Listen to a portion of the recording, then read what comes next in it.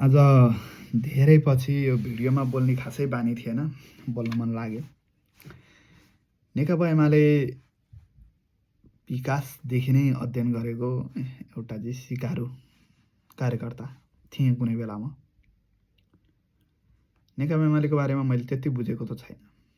तिनलालदेखि होस्, चाहे मदन भण्डारीको बहुदलीय जनवाद होस्, या जलनाथको फरक विचार होस्, या माधव कुमार नेपालको महासचिव 14 वर्ष महासचिव रहिरहँदा गरेका कामहरूको विषयमा होस्। त्यसपछि आएर झलनाथ खनालले पार्टी चलाइरहँदा गरिएको चाहिँ सन्तुलित व्यवहार भन्छु म यसलाई। चाहिँ सन्तुलित व्यवहार स्पष्ट नभइकन दुवैतर्फ एमाले तेस्रो शक्ति रहँदाखेरि दुवैतर्फ सन्तुलित व्यवहार गरेर प्रमुख दललाई पनि नचाउन सक्ने र दोस्रो दललाई पनि नचाउन सक्ने तेस्रो दल भइरहँदाखेरि गरेको सन्तुलित व्यवहार र त्यसबाट आएको फाइदा। स्पष्ट कुराहरू त्यति हो। र माओवादी नेतृत्वको झन्डै स्पष्ट बहुमत नै हो। त्यो स्पष्ट बहुमतलाई चाहिँ आफ्नो कूटनीतिक ढङ्गले चाहिँ फेल खुवाउन सक्ने क्षमताको विचार गरौँ। त्यसपछि आएर पूर्व प्रधानमन्त्री अब त्यतिखेर एकदमै सम्मानित हुनुहुन्थ्यो केपी शर्मा ओली, जसको विषयमा एक शब्द बोल्यो भने त्यहाँ भिडै जम्मा हुन्थ्यो। विरोधमा बोल्यो भने उहाँले अध्यक्ष एक कार्यकालपछि दोस्रो कार्यकाल चाहिँ अध्यक्ष हुनु हुँदैन भन्ने मेरो चाहिँ स्पष्ट विचार थियो। म कुनै गुटको राजनीति गर्ने मान्छे जो होइन। स्पष्ट विचार किन थियो भन्नुहुन्थ्यो भने कुनै पनि लोकप्रियता सधैँ एकनास रहँदैन। यदि बाह्रैमा चाहिँ सुन्तला फल्थ्यो भने सुन्तलाको महत्त्व रहँदैन थियो। किनभने बाह्रैमा चाहिँ अम्बा फल्न थालेपछि अम्बाको महत्त्व घटेको। ऐसेलु तराईमा पनि पाइन्थ्यो, त्यसमा काँडा हुँदैन, सजिलै टिप्न सक्थ्यो। एउटै बोटमा 10 किलो 15 किलो फल्थ्यो भने ऐसेलुको पनि महत्त्व हुँदैन थियो। साथीहरू, सबै हावापानीमा स्याउ फल्थ्यो भने स्याउको पनि महत्त्व हुँदैन थियो। किनभने एउटा टाइममा एउटा चिजको महत्त्व बढी नै हुन्छ। त्यस्तै गरी केपी शर्माले त्यतिखेर गरेको भारतबाट गरेको अघोषित नाकाबन्दी भनौँ या आफ्नै देशमा रहेका राजनीतिक दलहरूले गरेका बाधा भनौँ होइन, त्यसको विषयमा चट्टान स्वरूप उभिनु र नेपालमा संविधान जारी हुनु, त्यसको श्रेय चाहिँ केपी ओलीलाई जान्छ नै। त्यसपछि आयो केपी ओलीभित्र चाहिँ पदभन्दा वरिपरि कस्ता मान्छेहरू विकास भए भन्नुहुन्छ भने यसम्यान होइन कि हजुरी। हामी सानो सानो थियौँ, तराईमा हुर्केको, सर्लाही घरमैयामा हुर्केको मान्छे होइन। अङ्कल हुनुहुन्थ्यो हाम्रो घर नजिकै छिमेको अङ्कल। उहाँ चाहिँ एमालेमा खुब रुचि राख्ने। उहाँको एउटा साइड झोला थियो, यस्तो छड्के बोक्ने कालो, अहिले अफिस ब्याग भनौँ त्यसलाई, झोला थियो। अङ्कलको सधैँ त्यहाँ के हुन्थ्यो भनेर म हेर्थेँ भने एउटा मिटिङमा होइन, एउटा टिपटको लागि र खल्तीमा अलिकति कागजको त्यो बनाएको सानो बुक हुन्थ्यो। अनि एउटा चाहिँ मदन भण्डारी या कसैको राजनीतिक किताबहरू, जसमा चाहिँ विभिन्न क्रान्तिकारी शब्दहरूले ओतप्रोत भएका किताबहरू हुन्थे। त्यसपछि दुईवटा पेन हुन्थ्यो। अनि अङ्कलको एउटा चाहिँ सर्ट हुन्थ्यो। सर्ट चाहिँ किनभने अङ्कल साइकल चलाएर हिँड्नुहुन्थ्यो। अनि त्यो सर्ट हुन्थ्यो, साइकल चलाएर गर्मी हिँड्दाखेरि सर्ट पसिनाले भिज्थ्यो अनि चेन्ज गर्नुहुन्थ्यो। आन्टी घरमै बस्नुहुन्थ्यो, घरको काम गर्नुहुन्थ्यो। उहाँहरूलाई पुगिसकेको थियो, बाबुको सम्पत्ति थाहा थियो, दुःख गर्न पनि दिनै थिएन। अनि छोरो मैसँगको थियो। अब ऊ चाहिँ मेरो एकदम मिल्ने साथी थियो। पछि रौतहटपट्टि हाम्रो एउटा स्कुल छ, त्यहाँ चाहिँ काम गर्ने क्रममा खोलामा डुबेर उसको निधन भयो। बहिनी थियो अस्मिता भन्ने, गोरी पनि भन्थे। घिमिरे परिवारबाट बिलोङ्स गर्नुहुन्थ्यो अङ्कल। अहिले मेरो सम्पर्क त छैन उहाँहरूसँग, त्यस्तो अवस्था थियो। अनि त्यस्तै त्यो टाइममा अङ्कलले बोकेको झोला, त्यो झोला सम्मानजनक झोला हो। झोले भनेर दिएको उसले त्यो चाहिँ सम्मानजनक झोला हो, म त्यसलाई सम्मान गर्छु। पछि झोले भन्ने अभिव्यक्ति आयो। जनताले के दिए, जनताले भन्दा नि केही विपक्षी दलहरूले दिए र पछि जनताले त्यसलाई समर्थन गरे भन्नुपर्छ आजका दिनमा। झोले भन्ने उपाधि दिए र ट्रेड के भन्यो, हो म झोले हो भन्ने ट्रेड चल्यो। तर त्यहाँ के भनिएन भन्ने कुरा महत्त्वपूर्ण हुन्छ। झोले हो तर हाम्रा झोलाभित्र यही कुरा छ भनेर बुझाउन सकिएन नि त। त्यो बुझाउन नसक्नु चाहिँ कमजोरी हो र त्यो कमजोरी कसले गर्यो भन्दाखेरि केपी शर्मा ओलीको नेतृत्वले गर्यो, उहाँको वरिपरि रहेका टिमले गरे। यो मान्नै पर्छ, नमान सत्य यही नै हो। दोस्रो कुरो, सत्य सधैँ एउटा हुन्छ। सत्यलाई प्रमाणित गर्न चाहिँ तथ्य चाहिन्छ, तर तथ्य विचारले व्यक्त हुँदैन कि हिसाब किताबले मात्र तथ्य देखिन्छ। तथ्य भनेको हिसाब किताब हो। फेरि हिसाब किताब भनेको चाहिँ जनताले दिएको मत नै हो। स्पष्ट कुरा यति हो। र त्यो पछि यता आइयो, 16 महाधिवेशन भयो। उहाँले पार्टीमा फरक मत राख्नेहरूलाई त बिस्तारै बिस्तारै बिस्तारै साइड लाउँदै जानुभयो। हिजो किनभने उहाँलाई त्यही तरिकाबाट ट्रिट गरिएको थियो। उहाँले भन्नुभयो अब म त्यही तरिकाले पढेर आएँ, म यही पढाउँछु। हजुरबाले संस्कृत पढेर आउनुभयो, मलाई पण्डित बनाइदिनु भएको भए नि म आज विदेशमा दुःख गर्न आउँदैन थिएँ। विदेश बुझ्दैन थिएँ। नेपालमा चाहिँ होला टपरे बाहुन, टपरे नै टकटकाएर जिन्दगी चल्थ्यो, राम्रै चल्थ्यो, फेरि मिठै चल्थ्यो। नपुग्दो कुरो के नै थियो र, चल्थ्यो, चलाइन्थ्यो। त्यसपछि कुरा आयो अब हाम्रै यसपछि अहिले तत्कालीन निर्वाचनको कुरा आयो। निर्वाचनमा एमाले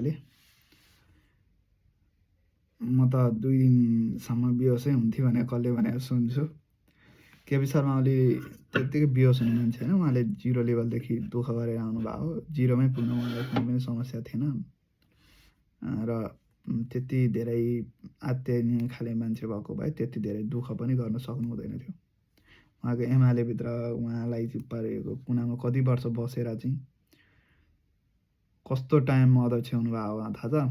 जब वाइसिएलको बिगी थियो नेपालमा, त्यो टाइममा हाइट भन्न सक्ने केटाहरू जसलाई नेताले आफ्नो नजिक एकदमै आफ्नो नजिक राख्न नचाहने अवस्थामा त्यस्ता युवाहरूलाई एकदमै आफ्नो नजिक ल्याएर मेरा मान्छे हुन् भनेर हरेक जिल्लामा त्यस्ता युवाहरू खोजेर त्यस्ता युवाहरूलाई स्थापित गराएर युवा नेतृत्वलाई अगाडि बढाउनु पर्छ भन्ने मान्यता राखेर उहाँ चाहिँ एमालेमा स्थापित हुनुभयो, अध्यक्ष पनि हुनुभयो। दोस्रो कार्यकालमा सौरामा महाधिवेशन भइरहँदाखेरि त्यो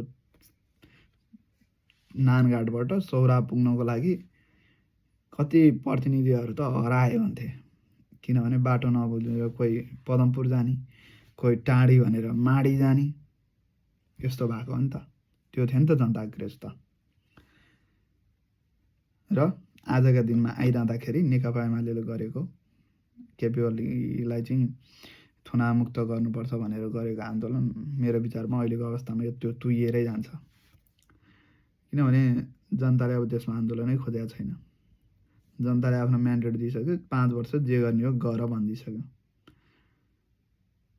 मैले यो बिचमा एउटा नयाँ घटना देखेँ क्या। संसदीय दलको अध्यक्ष, संसदीय दलको नेता रामबहादुर थापा बादल, जसको नेकपा एमालेमा कुनै पनि भूमिका छैन।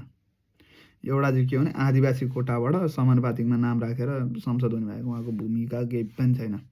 हिजो माओवादी 10 वर्ष जनयुद्धमा चाहिँ कसरी बस्नुभयो, के बस्नुभयो उहाँको विषयमा मलाई केही पनि थाहा छैन। त्यसपछि बिचमा पार्टी माओवादीलाई फुटाइदिनु भयो। फुटाएर उहाँ सायद वैद्यतिर हुनुहुन्थ्यो कि के हो। पछि वैद्य फुटेर विप्लव भयो, विप्लव पनि फुटेर बादल र विप्लव भयो। त्यो बादलसम्म आएको त हो चुनौतीका साथ। कमरेड बादललाई एउटा चुनौती, चितवनको बासिन्दा हो म। चितवनमा सबैभन्दा एमाले राम्रो भएको चाहिँ राप्ती नगरपालिका हो। अब अन्तत किनभने अरूभन्दा बेटर भएको ठाउँ। राप्ती नगरपालिकामा बादललाई मेयर उठाउने हो भने जिताउन गाह्रो छ। गाह्रो होइन, जित्नु नै हुन्न होला। तब तर उहाँले कस्तो चाहिँ हिसाब किताब गरिदिनु भएको छ भने एउटा इन्टरभ्यू हेरेको थिएँ। 100% मत मान्ने हो भने रासोपाले पाएको 47% मत हो। हिसाब किताबमा त बहुमत देखियो, 2/3 नै देखियो, तर त्यो होइन। अल्पमतमा रहेको व्यक्तिहरूको चाहिँ बहुमत छ। अल्पमतमा रहेको कम्युनिस्टहरूको मात्रै बहुमत हो त्यो। राजावादी छैन, प्रजातन्त्रवादी धार छैन त्यहाँ अन्य कुनै धार्मिक समूहहरू छैनन्। शिवसेना नेपाल, हिन्दू महासङ्घ जस्ता, मुस्लिम महासङ्घ जस्ता समूहहरू छैनन् के? तिनीहरू पनि तपाईँले दिएको पदकै आधारमा तपाईँलाई चाहिँ भोलि अध्यक्ष प्रधानमन्त्री बनाइदेलान् भनेर सोच्नु भएछ कि क्या हो? यसरी गलत विश्लेषण नगरिदिनु होला। र राजनीतिमा साम दाम दण्ड भेद लाएर चुनाव जित्ने हो।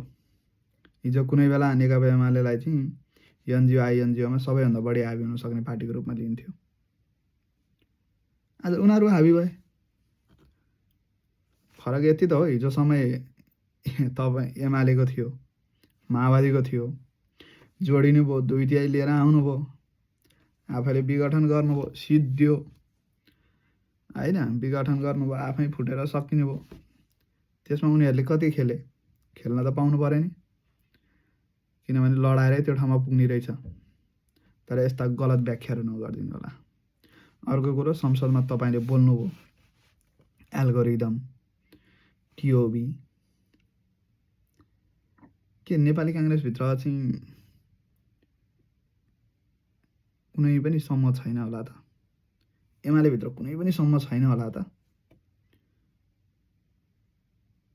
त्यस्तो समूहहरू तपाईँले बनाएको साइबर सेना, अझ त्यो के भन्छ पछिल्लो समयमा भने मलाई नाम पनि थाहा छैन, जेन्नी आन्दोलनपछि बनेको एउटा समूह, त्यो समूह चाहिँ किन खडा गर्नुभयो? टिओबीको मतलब जेसुकै होस्, एउटा ग्रुपिजम त हो। ग्रुपिजम जहाँ पनि हुन्छ, जित्नको लागि गर्नुपर्छ, गरियो, सिधो द्याट्स इट। राजनीतिमा कुनै पनि कुरा चल्दैन। तपाईँ कमरेड त होइन, तपाईँसँग वामपन्थी विचार भन्दा पनि तपाईँ अवसरवादी धारको मान्छे हो, रामबहादुर थापा बादललाई। र अर्को स्पष्ट कुरा म भनिदिन्छु, पार्टीभित्र बहुमत नपुगेपछि पार्टीले गरेको तत्काल जेन्जी आन्दोलनपछि भएको आन्दोलन चाहिँ गलत हो भनेर एउटा प्रतिनिधिहरूले अध्यक्ष केपी ओलीलाई बनाइसकेपछि केपी ओलीको राजीनामा माग्नु फेरि यो केन्द्रीय कमिटीको तुक छैन। यो केन्द्रीय कमिटीले त्यो राजीनामा माग्नै मिल्दैन। हिजो 6 महिना भएको छैन, हनिमुन पिरियड मनाएको छैन होला सायद, या 6 महिना भयो, 1 वर्ष नि भएको छैन, अहिले राजीनामा माग्ने? हिजो त्यत्रो मतले जिता होइन? ईश्वर पोखरेललाई कहाँ पुर्याएको? त्यसपछि गएर शङ्कर पोखरेललाई महासचिव बनाइरहँदा अहिले मिडियामा खुब बोलेको देख्छु चितवनको पूर्व माननीय सुरेन्द्र पाण्डे सर केन्द्रीय सदस्य पनि हुनुहुन्न होला उहाँ त। तपाईँले पूर्व अर्थमन्त्री, पूर्व केन्द्रीय सदस्य लेख्नै छोड्नुहोस्, अर्थविद मात्रै लेख्नुहोस् आफ्नो पछाडि, नामको पछाडि टाइटल। बास, मेरो सुझाव तपाईँलाई पनि यति हो। 5 वर्ष अब जसरी चल्छ कानमा तेल हाल्ने बस्ने हो, कि नयाँ सिर्जना गर्नु पर्यो? नभए अरूको फुलबारीमा गएर गोडेपछि हुने माली नै हो, साउ हुन पाइँदैन अरूको त्यसैले त्यो फुलबारीको अहिलेका मालिक भनेको केपी ओली नै हो। अस्ति भर्खर तपाईँहरूले महाधिवेशन गराएरै बनाउनु भएको, त्यसैले त्यो च्याप्टर क्लोज गर्नुहोस्। बादललाई अनुरोध, 5 वर्षसम्म कुनै त्यस्ता परिघटनाहरू देखिएछ भने खुट्टा तान्नुहोस्, लडाइदिनुहोस्। गलत भएछ, जनताले साथ दिएछन् भने तपाईँको दिन बन्ला। फेरि चुनाव भएर 2/3 लिएर आउनुभयो भने तपाईँ प्रधानमन्त्री नै हुनुहोस्, शुभकामना छ। तर यो म्यान्डेट, यो स्थायी सरकारको म्यान्डेट छ जुन राजसभाभित्र, राजसभामा किन राजसभा भएको थाहा छ? एक गरे एक विदेशी, विदेशमा पाएको पीडा बुझेको रवि लामिछाने हो, विदेशमा पीडा बुझ्न सक्ने डिपी अर्याल हो। त्यस्ता धेरै छन्। आज नाइट बसमा फिल्म चलाएर सूर्य थापा के क्रान्तिकारीहरूले फिल्म चलाएनन्? हिजो 46 सालमा एमाले अझ भन्ने हो भने त्यो के अरे गाउँ गाउँबाट उठ भन्ने गीत कति बजाएर हिँड्यो कम्युनिस्टहरूले। त्यो त हरिवंशहरूले कुन फिल्मै बनाएको छ नि त। त्यो फिल्मको चाहिँ कुरा गरेन, नाइट बसमा त्यो फिल्म लाग्यो कि लागेन भने चाहिँ नहेर्ने त। अनि एआई रे एल्गोरिदम सक्नेले गर्छ हजुर, गर्ने नै त्यही हो। साम दाम दण्ड भेद लगाएर चुनाव जित्ने हो। चुनाव जितेन भने न्याउरेको मुसो जस्तो, रुजेको बिरालो जस्तो भएर साइड लगाएर बस्ने हो। नेकपा एमाले अझ के अरे केपी शर्मा ओलीले भन्दा पनि हाँस उठ्छ हौ। उनीहरू 21 सिट थिए, हामी त 25 छौँ रे सर। जन्मेको 1 वर्षभित्र लिएर आएको 21 सिट र तीनलालदेखि मदन भण्डारी यता आएर साना प्रधान लगायत धेरैको रगतबाट पिस्कर काण्ड लगायतका विभिन्न काण्डबाट जन्मिएको एमाले आफ्नो विरासत अरू 1 वर्ष अगाडिको बच्चासँग यसले त हिजो खट्टु नै नलागिकन हिँड्थ्यो। म त अहिले चाहिँ मसँग कट्टु त छ भने यस्तो कुरो भयो नि त। तपाईँ बुढो भइसक्नुभयो, कट्टु लाए पनि सामान देखिन सक्छ, बुझ्नुभयो नि। त्यसैले आफ्नो हार स्वीकार गर्ने कि चाहिँ चुनावमै जानु हुँदैन थियो, नभएपछि आफ्नो हार स्वीकार गर्ने, चुपो लाएर बस्ने सिद्धियो। यति हो वास्तविक कुरा। जय नेपाल, जय मातृभूमि, जय देश।